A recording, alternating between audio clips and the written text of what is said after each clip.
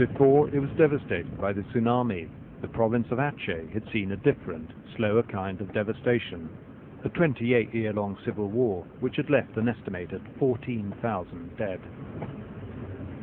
More than a week of negotiating with the GAM brought me to this bleak landscape where the only people we saw were body collectors or scavengers. No aid workers come to this rebel area, it's simply too dangerous. I journeyed on into the hills.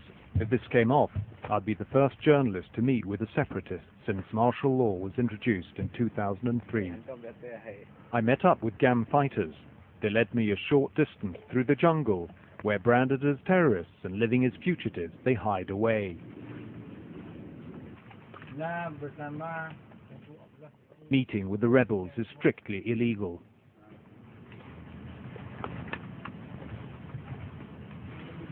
But Commander Muharrem, the GAM's top leader in North Aceh, was keen to meet me.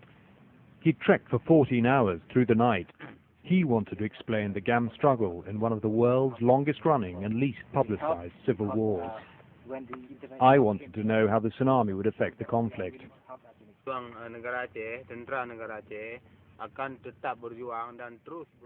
The national struggle in Aceh is, and will continue to be, to achieve our dream, and that is absolute independence from Indonesia.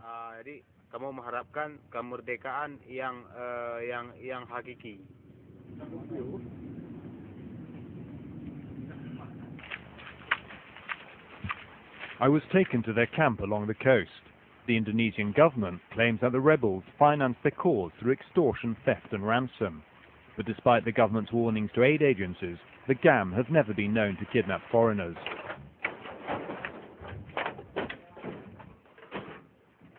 We passed through flattened villages where the rebels' families had lived. They'd been among the tens of thousands who'd perished in Aceh on Boxing Day. The commander told me the tsunami killed none of his men because they'd been in the safety of the hills. As a force, the GAM may be undiminished by the disaster, but without the villagers, they'd lost their main source of supplies. We reached the GAM camp in the hills as night approached. An air of sadness prevailed here. From their vantage point, the men had seen the tsunami hit. When I realized my family and so many people were gone, I was grief-stricken. I didn't have the heart to see it. I couldn't stand it. It seems now that everything is gone. But these men had fared better than their enemy. The local Indonesian army barracks on the coast below had been hit full force by the tsunami. Thousands of soldiers must have been among the dead.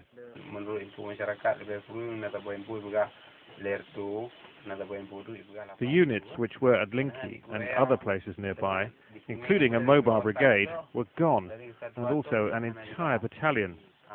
This is from the information I have been given by locals.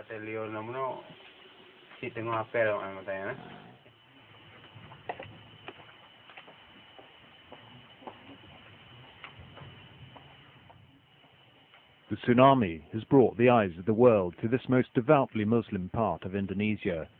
The GAM know it could be a turning point in the war.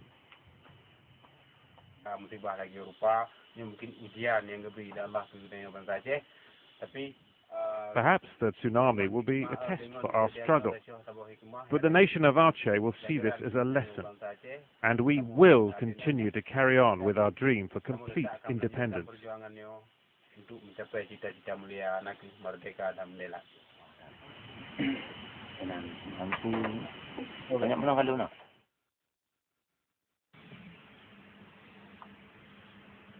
At dawn, this guerrilla camp seemed almost idyllic and a world away from the violently scarred landscape below.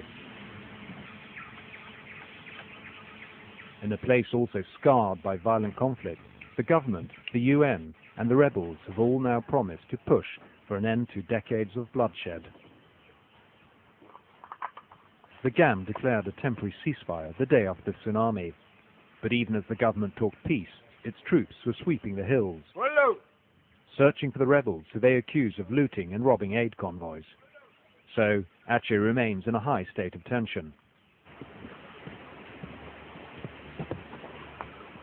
The commander's nervousness had soon become evident.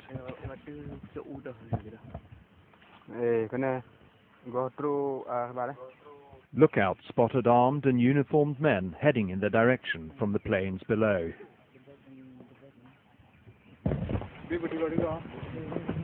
The fighters rallied to investigate.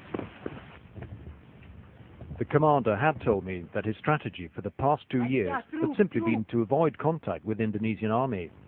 Now that strategy was abandoned as he headed to intercept the intruders, ordering his men to approach the enemy in a pincer movement.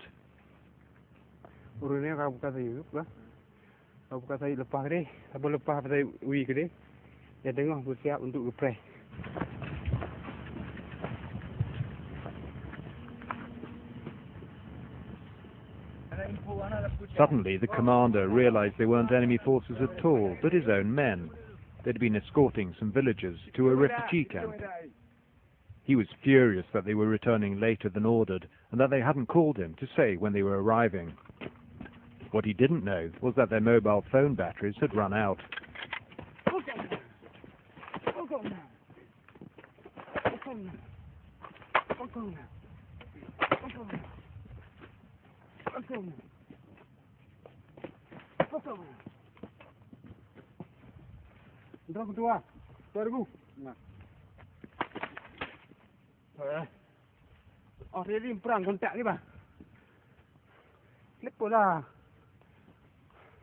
Commander Muharram said he'd let the men off lightly because of my presence.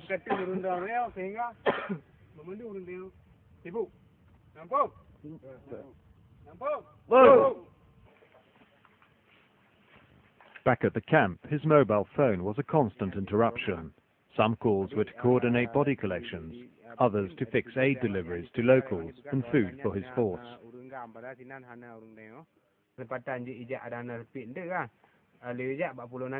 If you have time, please send 40 packets of rice. I have to go. My mobile phone battery is dying.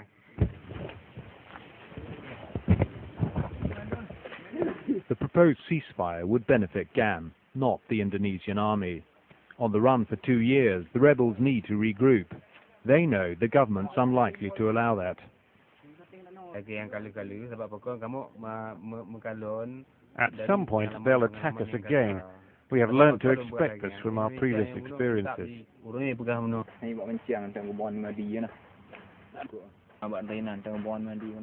In the face of this lack of trust, the men were readying themselves for battle. It may be peace, or it may be war, but we will still mobilize our forces to face the possibility of a bigger war. We are hoping this will be the last war for Aceh. Hopefully, as a result of the tsunami tragedy, the international community will help the Achenese people get absolute independence. These soldiers might be hunted and grief-stricken by the losses, but they appear to be unbroken in spirit. The men I was with, although few in number, were well armed and organized. They're ruthless in their dedication to the cause, an independence that Jakarta is unlikely to allow. And that bodes badly for the people of Aceh, who have already suffered so much.